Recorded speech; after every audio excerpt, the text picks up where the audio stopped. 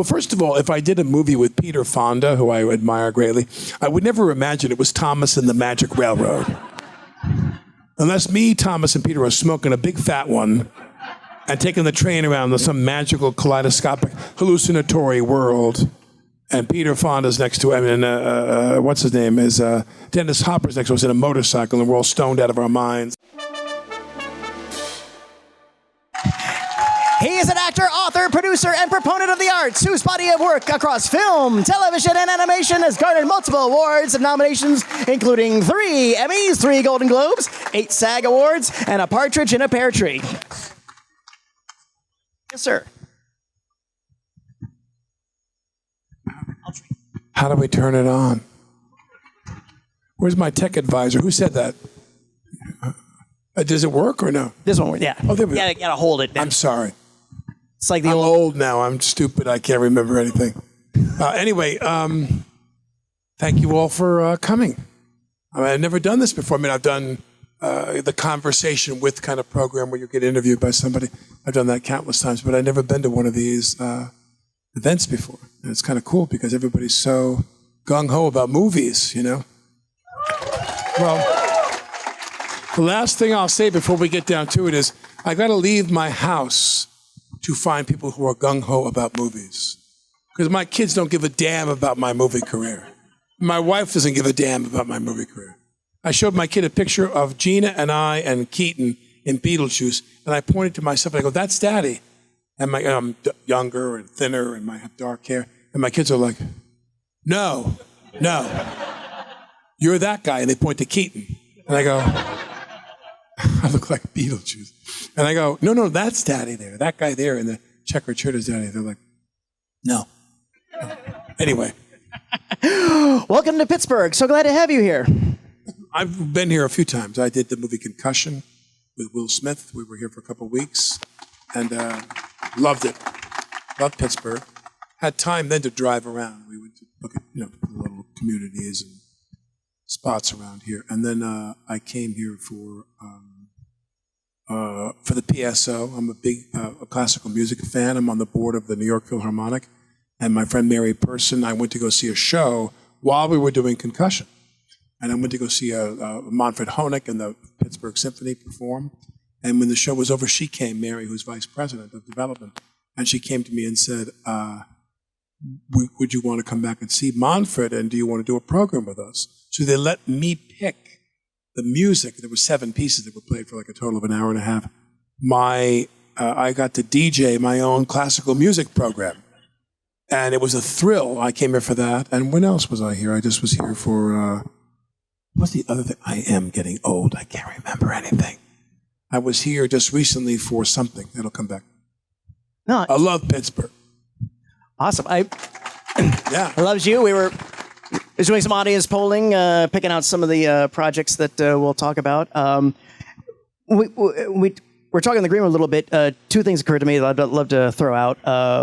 One, you mentioned you'd like to explore a little bit about the changes in acting. Yes. And yes, because I mean, yeah, what was your takeaway from the Strasberg and Actor Studio years and to now? What's still resonating with you that you learned back then?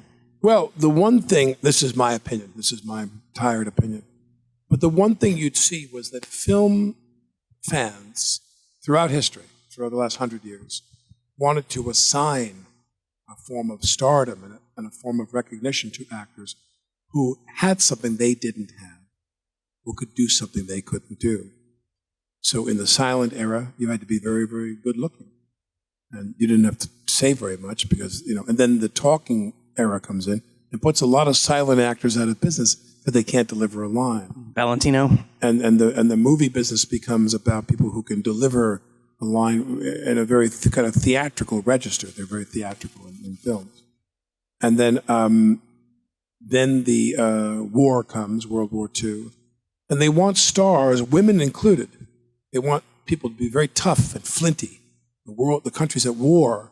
And so you have Barbara Stanwyck, and you've got Betty Davis and Joan Crawford, and women who were very capable women, very powerful and intense women. Then you get into the 50s, the war's over, you get into the 50s, you get into the method acting period of, Montgomery Clift and James Dean and Brando and all these people. And then you get into the anti-heroic period. But at the same time, what the audience is saying is, we don't want to see people who don't look like us. We want to see people who look more like, they don't have to be so glamorous. So this becomes the age of like Dustin Hoffman and Nicholson and Pacino. Now, Pacino was a great leading man, but it becomes less emphasis on beauty and your looks, and like you look like a movie star. Then the 80s come, and I would say right around the 80s come, which is about more computer effects. I used to say that the star of the film was like the Coca-Cola can. You saw a Coca-Cola for it, that was the star of the movie, but they put the Coke in the can. So when you went to the movies back then, an actor or actress compelled you to come into the movies, and then a bunch of technical people took over the movie from there, and the actor was really, the acting wasn't that demanding, and it all became action and computers, and we're going to blow up the White House, and we're going to have aliens come and do this and that, all computer generated. Then we get into where we are now, which I think is interesting. And that is, and I'll finish with this, and that is that we get into where we are now, which is, what's the thing that stars can do now that their audience admires them for that they can't do? And the answer is control your appetite and exercise. The biggest stars are the fittest actors. And they're doing these Marvel movies, and they got to look good in the suit, women, men, everybody. And they're people who help bring a certain kind of athleticism to their roles. And all the Marvel galaxy, if you will, is a lot about leading men and women who are really tough and strong and fit. They put the suit on, the latex suit on, and the cape and the mask or whatever. And that's what movie stardom, a lot of that is about now. And drama, as I understand it, in like straight plays, even something like a movie like To Kill a Mockingbird or something, which is a pure drama. It's a drama from start to finish, with very little laughs, almost none. It's just very powerful. Well, they've assigned that to streaming people. Now the dramas you're going to see are like on Netflix and HBO Max and Amazon. And when you go to the movies, it's a thing that you want to see all that money on the screen. You want like a really crazy, creative, exciting, computer-generated movie. And that's kind of where we are now. So in my lifetime, I'm sitting there going, maybe I could play the president in, the Marvels, Maybe I could be the lawyer in Iron Man, You start thinking about, how am I going to fit into this whole game now, And it's tough because it's, I think they make fewer dramatic films than they used to. They still make a lot of comedies, but they make fewer straight dramas, I think the studios do, than before. Absolutely. One other thing that conversation that sparked was you were talking about the film retrospectives that you did, and how they sent you a list of films, many of which you've seen. Some you said you didn't. What were some of the surprises? Well, I did a lot of work with TCM when Bob Osborne was alive, and Bob was a dear friend. I love Bob. And he and I were pals. And they'd send me, we'd go over a list with the producers of the classic films they were going to sell on the Essentials program that month. I think it's one title a night for 30 nights or whatever, or 31, depending on the month. And they'd send me the DVDs of the ones I hadn't seen. And there weren't many, but there were some. So watching, there's a few of them. What's that James Mason movie where he's the Irish gang member? What is that? I can't hear it. Not that's Victor McLaughlin. We should look that up. I'm on it. Where is she? You should look that up. Whoever looks that up for us. She's my archivist and my technical advisor. Whoever looks that up for us will get 2 pieces of candy. That's fine. James Mason did that famous film, Something Man. Anyway, so I see that film. I'd never seen that film. I'd heard about it. And friends of mine had talked about it. Obviously, there are several titles I haven't had the time to get to and see. But I had the DVD, which made it much easier. And this is before streaming. Before streaming libraries as vast as they are now. Odd Man Out. And this man has a medical doctor, by the way. He's so damn smart. And we're giving a medical doctor candy, not a nice pen or a stethoscope. But Odd Man Out, great film. So that's a good example of a performance that was just captivating, James Mason. I'm always looking for films where the way film should be, where you combine all the elements of cinema, not just performance and script, but music, if it fits, and cinematography. I'm a nut for the well-shot film. Nowadays, actors in a violent drama are in a park. They're all in a parking garage. They're all hiding behind a column, a cement column, and they all pop out of the column. But there's no screen direction, none. The guy pops out and goes, boom, boom, boom. The guy pops out and goes, boom, boom, boom. You don't know where anybody is. All you know is somebody's going to get shot or not and jump in a car. We're in a parking garage. They're going to make an escape. But you look at something like the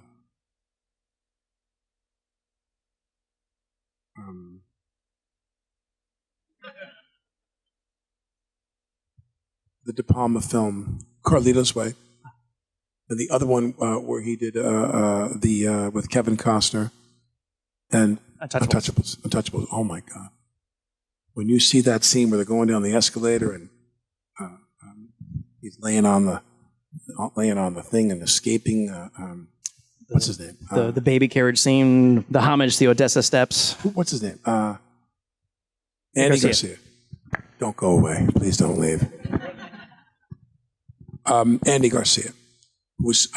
I maybe do a film with him next year, but Andy, who I love, everybody worships Andy. They worship Andy. He's like, that's another cool thing. You see people in this business who, whatever I've done, I don't go home and sit in front of the mirror and go, mirror, mirror on the wall, who's the grooviest Baldwin brother of them all? I don't say that. They can have it, as far as I'm concerned. It's the admiration you have for other people. And when you meet them, when I worked with Tony Hopkins, I cried. De Niro was supposed to do the movie The Edge with me, and he dropped out, and they got Tony. And when they called me and told me that Tony was going to do the movie, I was on vacation with my ex-wife. I started sobbing. I'm going to make a movie with Anthony Hopkins. That's like the greatest jackpot as an actor you could possibly. And then when did It's Complicated? Now, I said to Meryl, I assumed if you and I were going to do a movie together, we'd be like on the heath, on horseback. It's like, 18th century Scotland, swords, kilts, some period drama. And we go do this contemporary comedy. And to go to work every day with Meryl, I cried. When you work with great people, that's the goal. You get paid a lot of money? Sometimes. The movie's successful and sells tickets? Sometimes. But you go to work with these people. I did The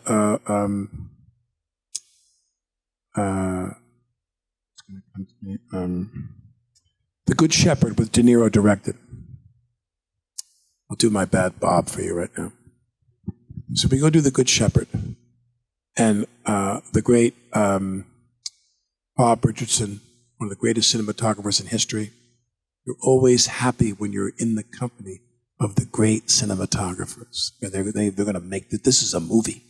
They got to shoot the hell out of this thing and the lighting. I've worked with the most legendary cinematographers in history. Ball House, when I did little parts for Mike Nichols in Working Girl. You stick around too. Working Girl, did Juan Ruiz and Chia shot Glengarry Glen Ross. Don McAlpine shot The Edge. And John Toll, one of the last men to win back-to-back Oscars. He did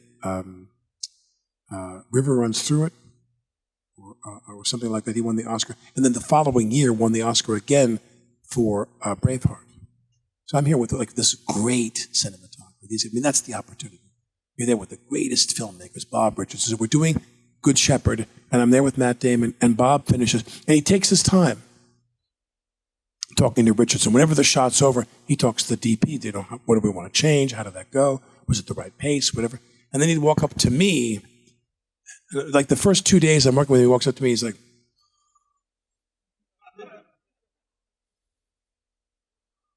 "You're very good, Alec, you're very good. You're very good. Oh, but say it slower. You're very good, though, Alec. You're very good." And he's talking to me, and the whole first day we're shooting, I'm like, "Could you say that again? Because I can't hear a word you're saying. All I see is whoa, whoa, whoa.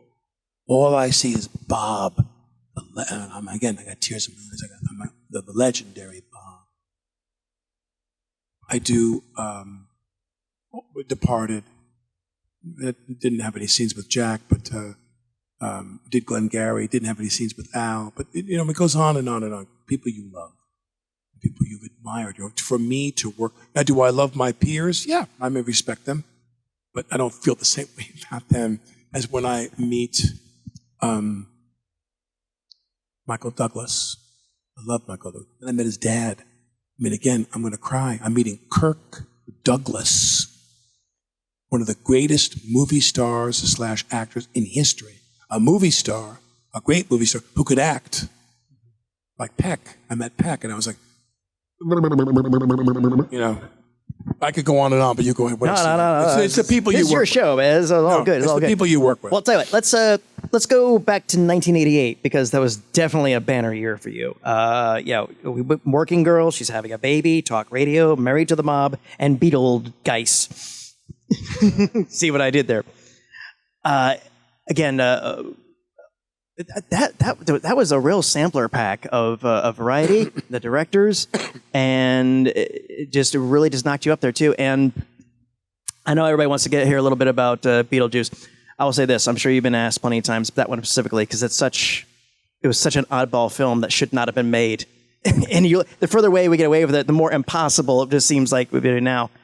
People often ask, "Oh, did you always know it was going to be a success when it came out too?" No. But I always like to ask, when did you realize that Beetlejuice kind of had legs and never really fully went away? Well, there's movies that come out and they're not going to be mainstream successes.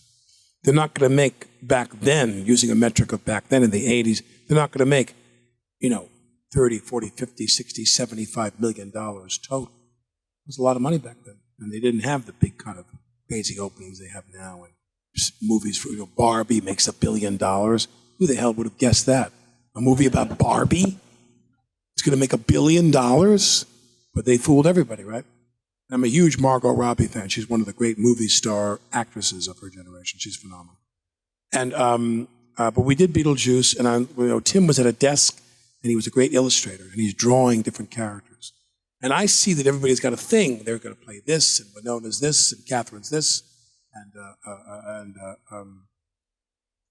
the other actors are onto something. And I felt the guy was really, really boring. So I said, I want to play my character like I'm Bob Cummings. Everybody here older than remember Robert Cummings, who talked like this. He was a very kind of grand, New England type of guy. Bob Cummings. And we don't have kids. Maybe we're gay. Maybe we're a gay couple. Who knows? We're like, you don't quite know who we are, but I need something to play. As I'm doing all this stuff and I'm saying this, Tim's there with a pad. And this is the only direction Tim Burton gave me the whole movie. Was in this meeting right before we started shooting. And he's drawing. And I say this Bob Cummings, this. And Burton literally goes, no, don't do that. Never said another word to me. And we're doing the movie, me and Gina. I'm like, I don't know what I'm doing. I'm like so boring. I wear the same goddamn shirt for the whole shoot. I can't even wear any nice clothes. I'm used to wearing nice clothes in the movies. What is this? But the movie comes out, and they earn far more than $60 or $75 million over the arc of many years. It becomes a cult film. And when you make a film that's a cult film, you have the great privilege, if you will, of an audience of a certain generation passing the film on to their children. And Beetlejuice is one of the only films that people's children watch and go, hey man, that's kind of cool. That's kind of neat. Michael Keaton, I'm going to save that for later. All this insanity that Keaton did himself. He improvised everything. And he's a blindingly talented guy. And kids love it. So I did that movie, and years later, it had this this reputation. I did Working Girl with Mike. I did Great Balls of Fire with Dennis. I'm inching closer to doing Red October in 1989, and that came out in 1990. And that was probably the most bizarre experience because here Clancy was selling all these books. Here Clancy was the most dominant writer in hardcover, and then eventually in paperback at that time. And I got on a plane in New York to travel to LA to go do like wardrobe tests and makeup tests, and they're going to color my hair and all this bullshit. And I go there, and I get on the plane, and that's back when they had a first-class cabin and a business cabin separate. And probably 60% of the men in both cabins were reading a Clancy book at that time. I remember I walked on that plane, and I go, I'm going to go to Hollywood and make a movie where I'm going to play the guy that's the lead in that book that all of these people are reading. And I was like, okay, no pressure, And I go out there to do the movie, and it was because the thing that I remember as an actor who loves other actors is that the great thing about Hunt was the cast. I mean, you have Scott Glenn, Courtney B. Vance, Tim Curry, Peter Firth, Sean, Sam Neill. Every time you cut to an actor in a supporting role there, or in an ensemble cast, they were like perfect for the movie. Fred Thompson. Fred Thompson. And what's the other one I'm forgetting? And James Earl Jones. And you go to work, and you're like, Richard Jordan. We did a scene in the room where he's going to send me off to go to the boat, and Richard Jordan's there, and they broom out all the military brass, and Richard Jordan says, you're going to go. And I go, oh, because I'm expendable. He's like, yeah, something like that. And Jordan does the scene, and we do all the coverage. And John McTiernan says, and this was a lesson I never forgot. And McTiernan says, do you mind if we do one more angle? I know you guys have been saying these lines, and a lot of lines for hours now. I want to pop a camera in the back of this room and shoot you guys in silhouette way down at the end of the room. Just have it to cut to, in case I want it. So they're always shooting things, whether they're going to use them or not. We pile up a lot of shots. And he says this to me and Richard Jordan. And Richard Jordan looks at me and goes, I'm an actor. That's what I'm here for. I'll do it for 100 hours if that's what you wish. He's like, this is what I do. Don't ask me, do I want to do it? Of course I'm going to do another take. I'll do it until the count. And I thought to myself, that's such a great attitude, is to go to work and know that's what we're here for, is to do takes and do different things and give them all the options they need. I'm sorry, go ahead. No, please. Another film that came out at that time that I feel is undervalued, Miami Blues.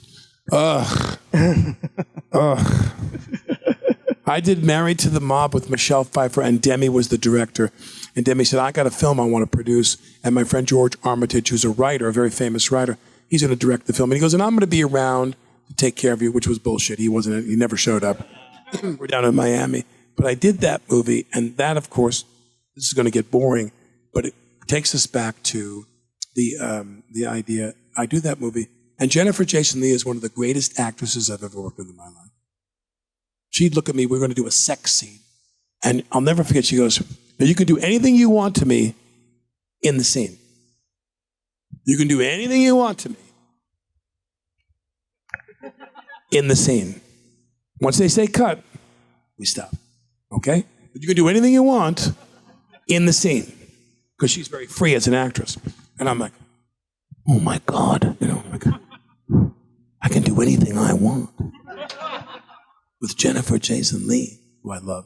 But she was just being very, very professional. And I did the movie with her, and I fell in love with her. She's such a great actress. She's given so many performances. How many people ever saw, what's the movie she did, Brooklyn? What's that famous, Jesus Christ. I'm going to buy you a car pretty soon. It's getting ridiculous. Last Exit to Brooklyn, a great cast, and she played Tra-La-La, the prostitute.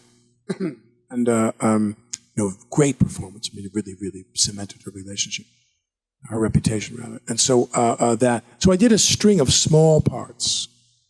I mean, Miami Blues was a lead role, but she's having a baby, Beetlejuice, Working Girl, Great Balls of Fire, Miami Blues was kind of more of a leading role. But then I get to go do Hunt, and that was different. And then I start making studio films and starring in studio films for like much of the 90s. But again, just the people. Jennifer Jason Leigh. Oh, God, I loved her. There's something about women in the business with 3 names. Mary Louise Parker, Mary Stuart Masterson, Jennifer. I've worked with all 3 of them. And Mary Stuart Masterson, another woman. I did this movie, Heaven's Prisoners, with Mary Stuart and another woman I fell in love with. She's so talented. I'm sorry if I'm putting you to sleep. I'm sorry. We have a lot of fans of The Shadow in the audience. Interesting, yeah. Well, we did that movie, and Russell Mulcahy was the director, and I think that all of his efforts to try to understand that genre and do that kind of action comic book genre, or whatever word you want to use, it was tough for him because technology was changing while we were doing the film. And I said to them, fellas, you don't have the money and the budget to do this film well with the technology at hand. If you wait a year from now, it's going to be completely different. Like when we did Hunt for Red October, and they would show the boats inside the canyons underwater. And you'd see these images, and they had to smoke up the water and light it a certain way, so you kind of hid the fact that it was very primitive models. They built a tank with all the trenches and so forth underwater, and you see the boat going through these models, and they didn't have the money to do the computer effects that were available, like a couple of years later. Same with The Shadow. I said, you need to go. Everybody here remember Rube Goldberg? So Rube Goldberg used to have these crazy machines that were all very, very Luddite, and I said, that's what you need. You need The Shadow to go driving down the street with Peter Boyle, and we want to make a sharp turn, and a toilet bowl plunger comes out the back of the trunk and slaps against the brick building, and we go, and that way we take off. Like something low-tech, because you're going to get killed. And sure enough, by the time the movie was finished, things took much more time back then, like a year. So by the time the movie came out in 94, a year had gone by, which was a seminal year in terms of technology. And I think they got caught by the fact that they got kind of nailed by they were like a foot behind in the technology. But I loved working with Peter. I loved working with John Lone. Oh, good. John Lone. If ever there was a wonderfully operatic villain in a movie, it was John. And Penny. And Tim Curry. I love Tim. Because great actors imbue something in the line. And Connery's telling Tim in Red October, we're going to do this, and we're going to do this thing that Tim Curry is appalled by. And who's more expressive than Tim Curry? And when he says the line to Sean, he's like, please forgive me, Commander. Please forgive me, Commander. And he just imbues every line with some value. Great actors, they can lay back and do nothing, or they can put so much whipped cream on that line, you can't believe it, you know what I mean? And Curry was thrilling, because you can't get away with it unless you're like super talented and confident. And I love him. I heard he's been very sick. Curry had a stroke, and he's in a wheelchair and all this crap. I mean, it's heartbreaking, because he was such a vital, we love him, and I was so happy. And when we did The Shadow, he was great. And but The Shadow, I think, it needed more tech or no tech. And we kind of got caught in between. Snapshot of screen technology. Well, now, it's like, it's insane. What's that movie with Independence Day where they blow up the White House? You knew everything was new then. When in the script it says, they blow up the White House. And you're like, come on. Okay. Blow up the White House. And you watch the movie and they blow up the White House. And you go, holy shit. Now they can do anything. And that's when I will say, in the category of animation, because I don't want to talk too much here, in the category of animation, where the line that was shared with me once is, because they can do anything in animation, because it's animation. Like when you do a movie and the studio says, oh, it's George Clooney and Julia Roberts, and they're shooting the scene. And the head of the studio has been watching the dailies, and the head of the studio says, you know something? I don't want this ending scene to happen in LA or New York. He goes, I want them to be in front of the Eiffel Tower.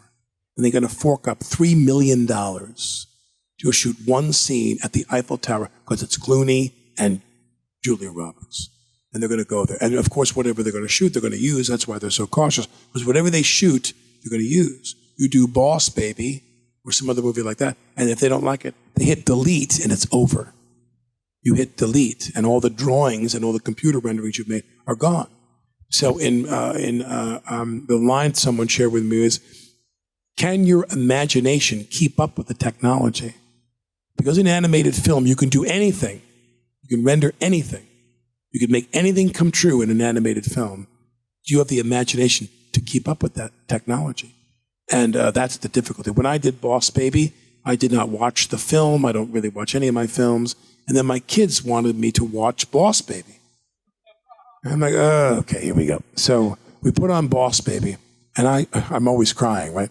I'm going to cry. And I call up Tom McGrath, and I go, this film is beautiful. The pacing, the music. And when they did the next Boss Baby, it was a little jaunty and a little more antic, you know. But we did the movie, and I said, Tom, I write a letter, an email to the guy that did WALL-E. Now, I'm going to watch movies with my kids that I missed with my older daughter because they weren't in her wheelhouse. She was a kid, and there were certain shows, and these movies came out when she was older, so she didn't see them. She was 15, 16, 17. They didn't want to watch kids' movies. So she wanted to watch Dawson's Creek or one of these damn shows with young people all, you know, hitting on each other all day long. And so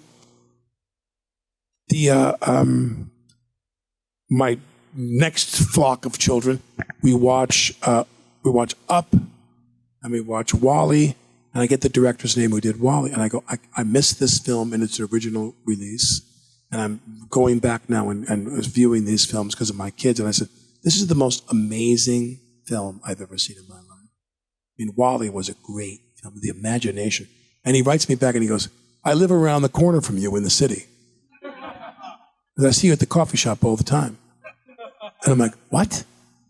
And he came up and said hi to me. And I know those guys, I bow to those people in animation. Animation directors are among the greatest directors in the world. And you want to know how to make a movie? You want to know about music and pace and cutting? You know what you watch?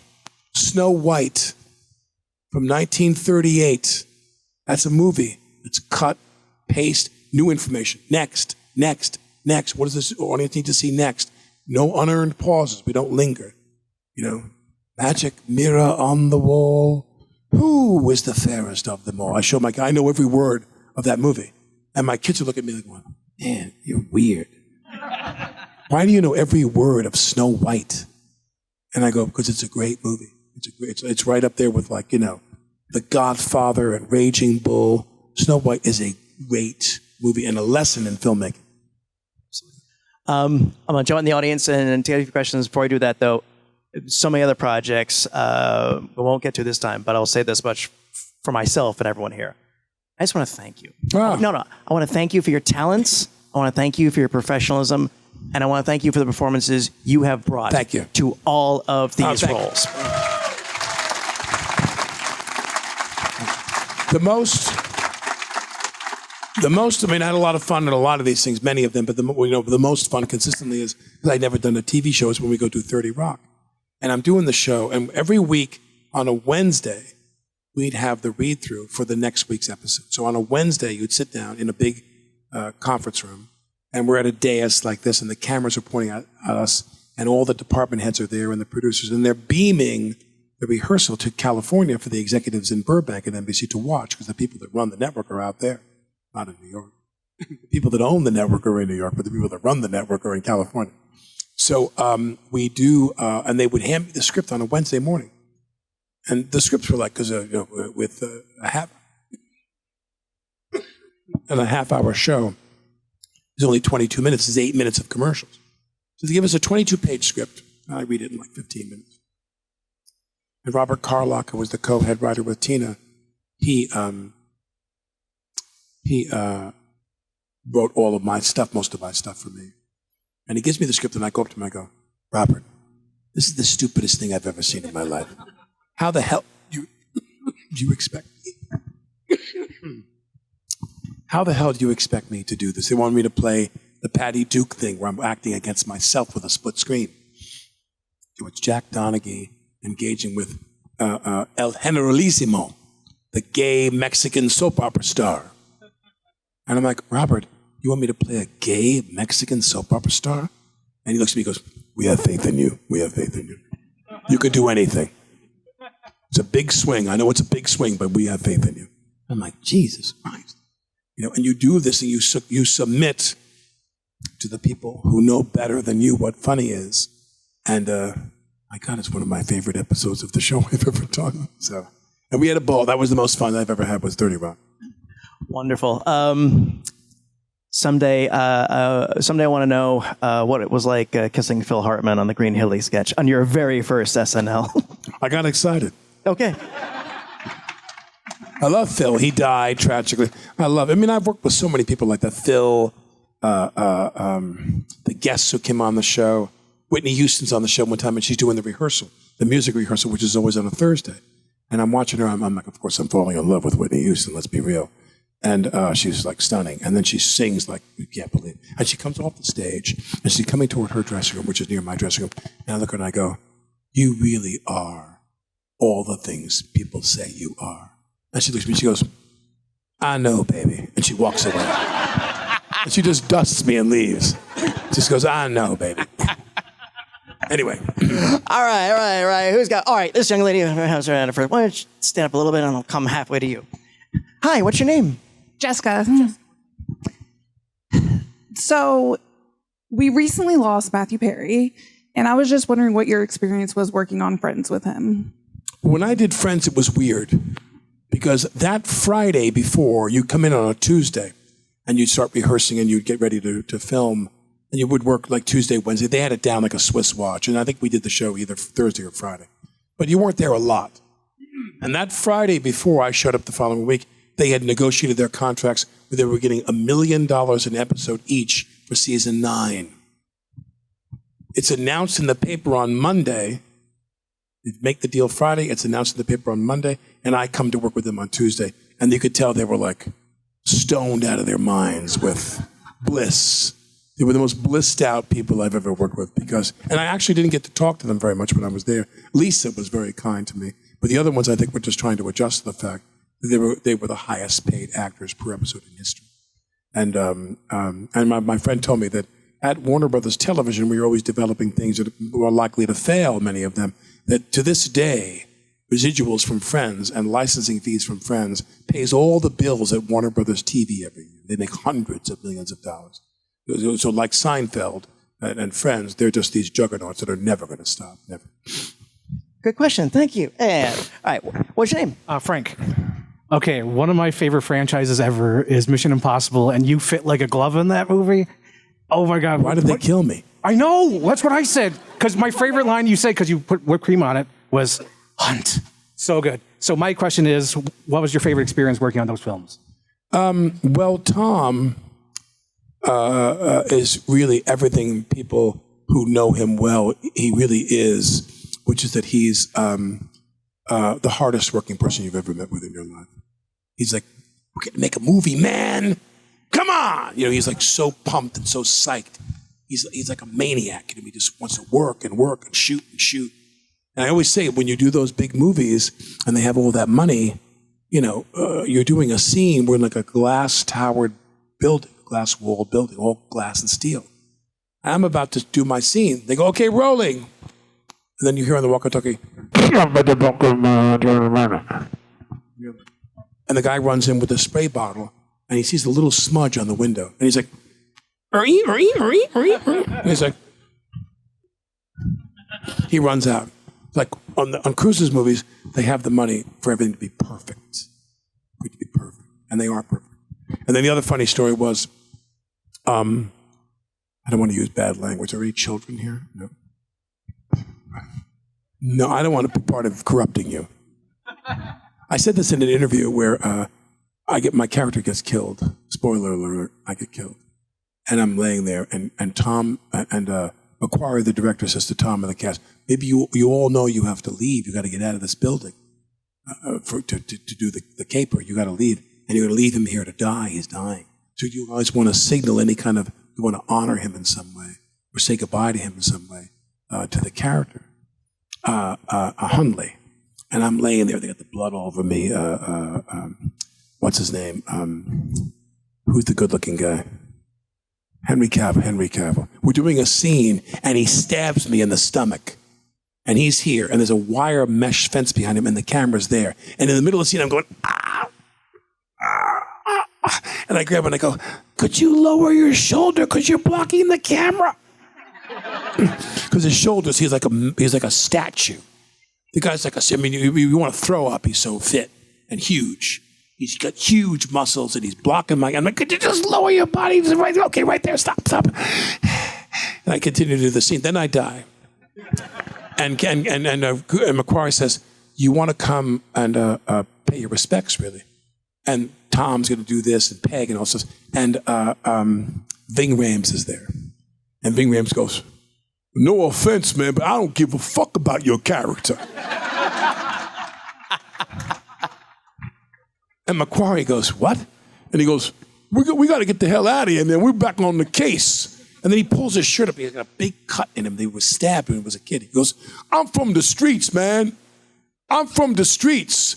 And we got work to do. I don't give a fuck about your character. I got things to do. And I sat there. I thought I was going to choke laughing at him. But those guys, they're all the cast. They're all the ensemble of the Mission films. They've had great success. And they were very kind to me, and they were very, let me in the door and come in and play with them for a while. But when you're making movies with the best people, Macquarie is one of the best, won the Oscar for Usual Suspects as a writer. Your hat is always off to the writers more than anybody else. The people that write this stuff are the greatest people. They make the movies what they are. And you go there, and when you work with them, you're with Macquarie and Tom, and they give them all the money, and we're over in London and all this bullshit. It's just amazing. It's thrilling. I get excited. And I do some movies where I sit there and go, if we all do our job perfectly, the most we can hope for is mediocrity. Like, you really don't have a chance for greatness. The movie's like, it's okay. But when you do movies like that where they give them all this money, they give Tom all the money in the world because he's worth it, and you're there, it's a thrill. It's movie making at the highest level. Who else we got? We're just about at time. Real quick though, I apologize. We're not going to take one more question? If you can tell me to take one more question. This guy in the red hat looks very anxious. Okay, all right.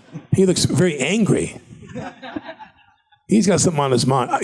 Go ahead, say it. I don't give a fuck about your character. No, you're supposed to say, I don't give up. Oh yeah, what's your name? My name is Zach, and I'm a big fan of Thomas the Tank Engine. And I want to know, how was your experience on the set of Thomas and the Magic Railroad?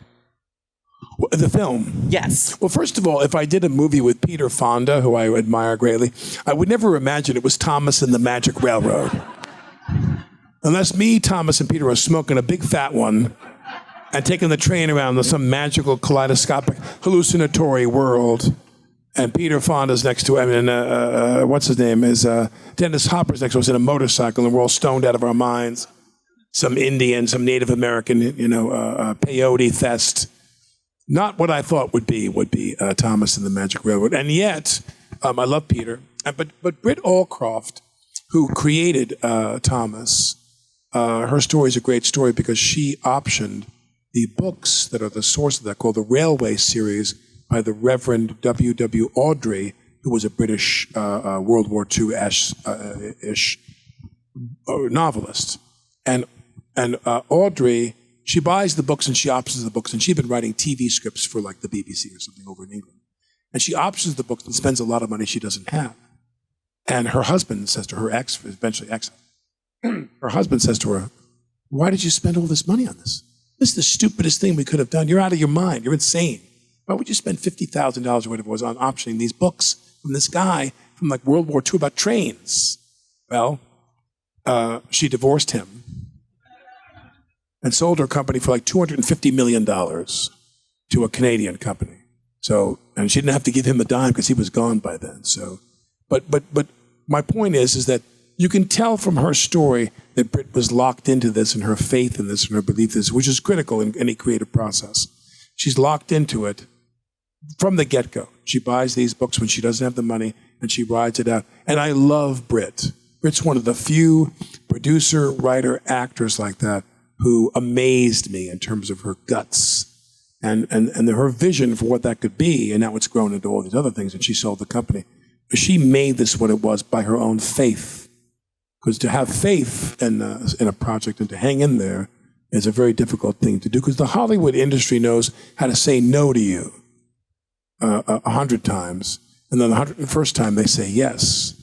When you come in and pitch a movie, they say no. They're very risk averse. They're terrified. If they screw up, they lose their job. So whenever you come in, you sit there and go, I want to do a movie about this Italian-American family, and they live in New York, and one of them is the head of the mafia, and it's all this saga they're going, and then they're going to go, no, we're not doing that. So all the greatest movies were kicked. They were just kicked like a soccer ball by the studios for years. I mean, all the legendary stories about Coppola and The Godfather insisting on Brando. I mean, they wanted Warren Beatty to play The Godfather. Can you imagine? I mean, I love Warren Beatty, but movies are about tenacity. It's about people who hang in there and they ride it all the way to the end. And Britt's one of my favorite examples. I just want to ask, before we wrap up, what future projects are on the docket you're allowed to share with us? Well, in indie land now, because of the strike, everybody didn't know the strike was going to end, so they set sail. They started, building their boats here for a journey with movies because they weren't sure we were going to go back to work. The strike is over. Everybody assumes that in the studio world and the network TV world, we're going to all go back to work after the first of the year. But in the meantime, I said yes to a handful of things, and they're very, one's a cop drama set in New York. Another was a wonderful piece of American political history from the 70s. I don't want to ruin it. And the other one is a book is a script about a man who is estranged from his kids, and he goes back to New York to face them and to reunite with them. It's this wonderful drama, like a family drama. And, we'll see what happens, because I'm always somebody who sees these shows, like when The Sopranos was on. Now, when The Sopranos was on, I see David Chase, who created The Sopranos, and I have to go for it. I'm only going to have this one chance. I see him at a party or something, and he's not very talkative. And I go, David, I said, eventually, someone's got to come and whack Tony and ride off into the sunset with Edie, with Carmela. And I said, and David, there is no actor better for that role in all of the Screen Actors Guild than me. I am the guy to whack Tony and grab Carmela, and we go to Vegas or whatever we go to hide. And I said, that's it. And he was like, sure, okay. And he walked away. Like, please shut up. I'm going to make all my own decisions about how my show's going to end. But you see TV series and you think, oh God, I'd like to be on that show. I'd like to be an actor. You know what show I love? I say this because of the acting and the kind of tone, how they make everything of one. The cinematography, the costumes, the dialogue, and everyone's relationship is Blue Bloods. I love the show Blue Bloods because they are an ensemble. They've got everything together nice and tight. It's beautiful. So anyway, we could go on and on about this, but anyway. No, I was going to say, Steel City Con, this was Alec Baldwin, and that was our time. Thank you. This is John Glover, and you are watching Fandom Spotlight. Be sure to like, share, and subscribe. Lionel Luther recommends it. Have some fun. Follow your fandom.